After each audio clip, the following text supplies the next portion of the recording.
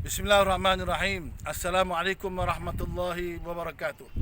Muslimin muslimat, sahabat-sahabat, mudah-mudahan anda dan keluarga anda selamat daripada mara bahaya, selamat daripada bahaya banjir, Covid dan seumpamanya.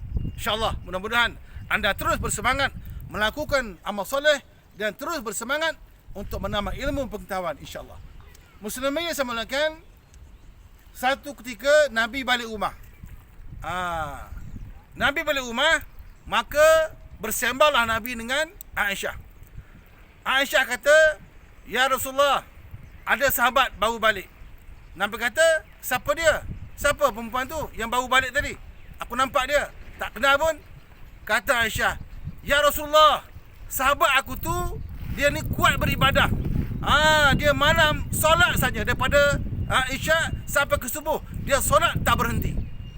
Dia sangat hebat, ya Rasulullah." Nabi kata, cukup. Aku tak nak dengar cerita lagi. Nabi kata, jangan buat begitu. Itu sudah melampau dalam bab agama. Kata Aisyah, "Ya Rasulullah, bukankah bagus berqiyamul lail tu, ibadah kepada Allah setiap malam?" Nabi kata, bagus. Allah kan tidak jemu memberikan pahala, kata Aisyah.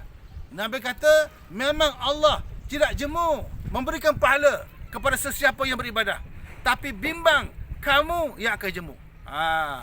Nak bagi tahu kepada kita bahawa memanglah kita kena beribadah kepada Allah, tapi janganlah kita ni melampau.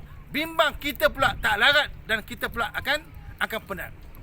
Muslimin semulakan, ad-dinu yusrun. Agama ni mudah saja. Jadi jangan payah-payah. Bila kita berqiyamul lail, tidurlah. Puasa, berbukalah. Berkahwinlah. Ada orang yang jenis tak nak berkahwin. Imam An-Nawawi memang dia tak kahwin, tapi dia tak sempat kahwin sebab mati muda, meninggal muda, umur 45. Jadi sahabat-sahabat yang saya mulakan, kita ni seeloknya sederhana. Khair umur awsatuha, sebab perkara ini adalah sederhana. Jadi kita jangan melampau. Muslimin yang saya mulakan, Nabi ada sebut, ini hadis sahih, riwayat ada dalam sebut Sahih Bukhari daripada Abu Hurairah. Nabi kata apa? Islam ni agama yang mudah. Jangan kamu payahkan, kamu jangan sulitkan dia. Bimbang kamu akan tewas, kamu akan kalah. Jadi marilah sama-sama kita beramal kepada Allah ikut kemampuan kita. Jangan paksa-paksa. Biasa saja. Puasa Isnin Khamis. Puasa hari-hari putih. Janganlah sampai kita buat puasa Nabi Daud. Puasa buka. Nanti bimbang kita akan penat dan letih. Akhirnya kita pun semangat sekejap, akhirnya jatuh. Iman ni yazid wa yanqus.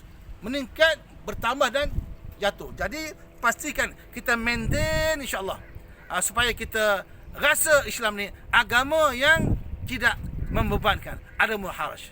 Muslimin yang saya muliakan, selamat beramal. Subscribe my YouTube channel US Abu Hassan. Follow my Facebook Abu Hassan Al-Ash'ari. Yuridullah hubikumul yusr wa la yuridu bikumul usr. Allah nak kamu ni mudah, Allah tak nak kamu ni payah-payah. Jumpa lagi, terima kasih. Assalamualaikum warahmatullahi wabarakatuh.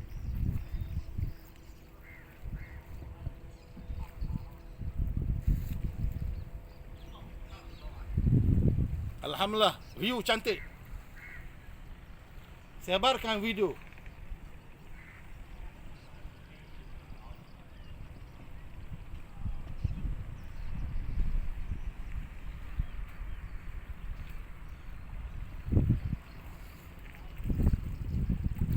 Terima kasih, jumpa lagi.